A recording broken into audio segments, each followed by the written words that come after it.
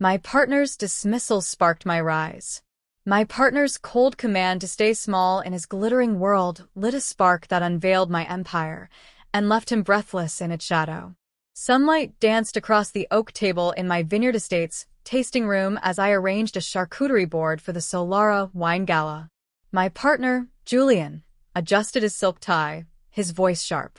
"Don't overshadow me tonight, Mara. You're too simple for my elite guests. Stay quiet." I held a bottle of our 2015 Cabernet, his words cutting deep. He didn't know I owned Solara Vineyards, the very estate hosting his gala. At 62, I was Mara Colton, a widow who'd turned barren soil into a legacy. Now, Julian saw me as a backdrop.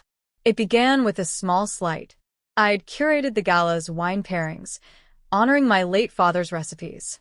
Julian's assistant, Tessa, swapped them for generic blends. When I suggested we discuss changes, she smirked. "This is my show now." Julian accused me of interfering. I'd grown up in a valley where hard work earned respect. At 25, I'd moved here with my late husband, Ethan, and no savings. We bought a rocky plot for $1,200. Ethan planted vines, I sold jams and taught cooking classes. After his death in a tractor accident, I raised our daughter, Ivy, alone, expanding the vineyard with night shifts and loans. Every grape at Solara was mine. Julian was my second chance at love, charming, ambitious. I funded his sommelier certification, believing in his dreams. Ivy, now a chef, brought joy with her visits. But Julian changed after hiring Tessa, a 33-year-old marketer with a calculating gaze. She eyed my estate like a conquest, dismissing its rustic charm. Tessa rearranged my cellar, replacing my labels with flashy ones.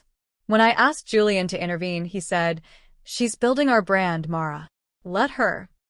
My legacy felt erased. She hosted loud tastings, her clients mocking my handcrafted barrels.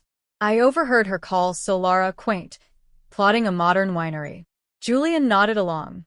One evening, I confronted them. "This is my estate. We need rules." Tessa laughed. "If you're uncomfortable, Mara, step aside."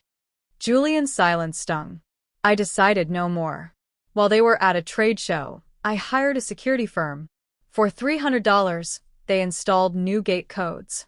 Ivy supported me, saying, "They've crossed a line." I stayed, nerves electric, awaiting their return. At midnight, Julian buzzed the gate. "Mara, let us in." "This is absurd." Tessa shouted, "You're pathetic." I replied via intercom, "Respect my home or stay out." The next day, Julian texted from a motel, "We need access." I responded, "Apologize and we'll negotiate." He hesitated. "Tessa's my future." I said, "Then you've chosen." By Monday, Ivy heard Tessa spreading rumors, claiming I was jealous. I met my accountant, Ms. Lang, confirming Solara was mine alone. I revoked Julian's estate privileges. Wednesday, he arrived, haggard. "I'm sorry for dismissing you. Can we return?" I asked, "Where's Tessa?" He admitted she refused to apologize, blaming me. I stood firm. "Respect is my condition, Julian." He nodded, eyes low. "I'll talk to her." Days later, Tessa called, voice soft. "Mara, I was wrong to change your cellar. I felt outshined." Her honesty surprised me. "Come alone," I said. She arrived, holding a bottle of my 2015 Cabernet, no pretense. "I'm sorry, Mara. I was insecure, afraid I'd never match your legacy." We talked, her drive, her fear of fading beside Julian. I saw potential for change. We set terms.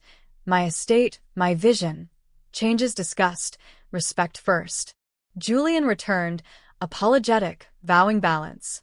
Tessa helped restore my cellar. 6 months later, Solara's vines thrived, my home reclaimed. I'd risked my partner to reclaim my worth, and gained both.